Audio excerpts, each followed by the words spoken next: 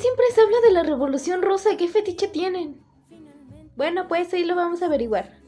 Nos encontramos en 1917 con una serie de acontecimientos para derrocar al zar Nicolás II y posteriormente al gobierno provisional. Pero antes de hablar de esto necesitamos contexto. Un rasgo fundamental en la Rusia de ese momento era el rezago de su desarrollo, además de que estaba pasando por una crisis. Había pobreza, desigualdad, etcétera, y todo esto en el gobierno de Nicolás. Sí, todo muy bien y todo, pero ¿quién es el zar Nicolás II? Ay, el Nico. Pues era ese güey.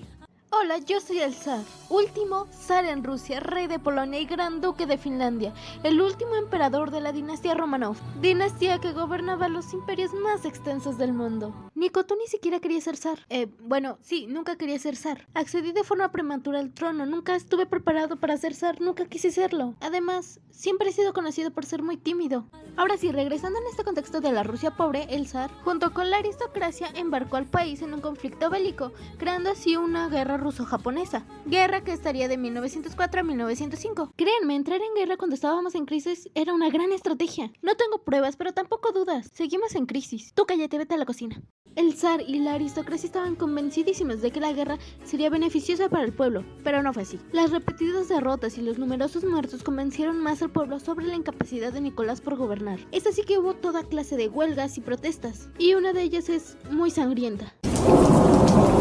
Y bueno, nos encontramos aquí con un manifestante. Cuéntanos, ¿qué pasó en ese domingo tan sangriento? Sí, hola, bueno, era una manifestación de mujeres, hombres, campesinos, trabajadores, etc. en San Petersburgo, hacia el Imperio de los Zares para llevar una declaración a las puertas del Palacio de Invierno, pero pasó algo. Así es, hubo una represión. Yo mandé a abrir fuego. Y sí, hubo una masacre. Y como era de esperarse, las movilizaciones siguieron, se ampliaron, se profundizaron e incluso llevaron a la creación del primer soviet. Después del domingo sangriento, Nicolás en 1906 trató de apaciguar a los manifestantes y firmó así el Manifiesto de Octubre, donde se concedían ciertos derechos. También se creó el Parlamento ruso, pero estos cambios no sirvieron de mucho. No hicieron un gran cambio en Rusia, pues seguía siendo un país atrasado, la economía no mejoraba, entonces el zar tuvo una gran idea. ¿Qué estás diciendo, Nicolás? Sí, Alejandra, vamos a ir a la guerra. Bueno, nosotros no, el pueblo. Pero créeme, será una gran idea. Ay, no puede ser. En 1914, Rusia entró a la Guerra Mundial formando parte de la Triple Entente. Pero la deficiente preparación del ejército fue causando derrotas que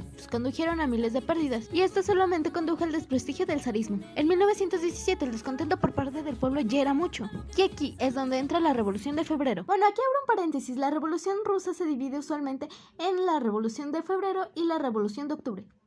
Continuamos. Estamos ahora en febrero de 1917. Rusia tenía todos los factores para tener un levantamiento. Y hubo manifestaciones de campesinos, soldados y obreros.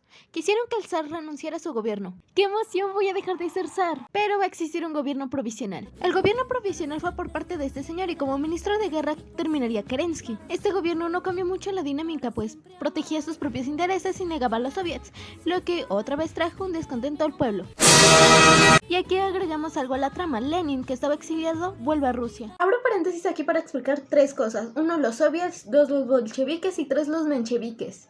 Los soviets eran agrupaciones formadas por los obreros así como los campesinos, donde se debatía, proponía y organizaban los obreros con respecto a los asuntos del gobierno. Ahora bien, los bolcheviques eran un grupo político radicalizado. Estos buscaban la dictadura del proletariado, es decir, donde los trabajadores pudieran ejercer el poder. Deseaban eliminar la burguesía y también darle tierras a los que menos tenían, es decir, a los campesinos. Este grupo estaba conformado mayoritariamente por obreros y campesinos. Ahora bien, los mencheviques eran un grupo minoritario que no buscaba implantar la dictadura del proletariado. Incluso ellos incluían a la burguesía en sus planes. Principalmente su conformación estaba basada en habitantes de las áreas urbanas y casi nada de campesinos. Ahora, regresando a lo que estábamos, el gobierno provisional seguía en guerra y esto impedía que se cumplieran las demandas del pueblo. Las ideas de Lenin seguían y adquirieran popularidad y esto hicieron que en octubre estallara otra revolución. El 25 de octubre las tropas tomaron el Palacio de Invierno y arrestaron a los integrantes del gobierno provisional. Con los bolcheviques, Rusia salió de la guerra y empezó un reparto de tierras.